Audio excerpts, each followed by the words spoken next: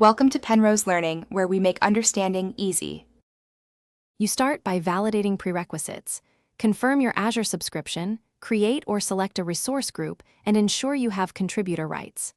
Next, install Azure CLI or the VS Code Azure extension and run as login so commands authenticate.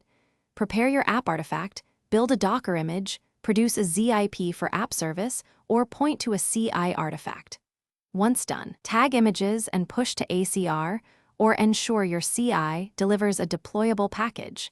This makes the rest reproducible and secure. You now provision the runtime. Choose App Service for web apps, AKS for Kubernetes workloads, or Azure Functions for serverless. Use as group create and as app service plan create or as ax create to provision resources and attach a managed identity so your app can access secrets securely.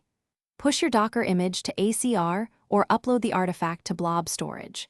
Make sure to configure VNet, subnets, and NSGs so traffic flows correctly, because networking mistakes are the most common cause of failed deployments. You complete deployment by applying app settings, connection strings, TLS certificates, and auto-scale rules. Deploy first to a staging slot if available and swap when healthy. Then run smoke tests and validate endpoints, using application insights and log analytics to confirm telemetry and traces.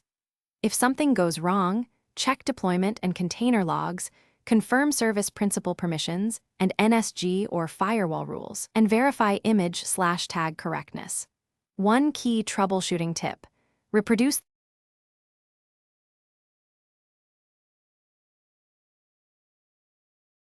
Thanks for watching. If this was helpful, leave a like and consider subscribing. See you next time.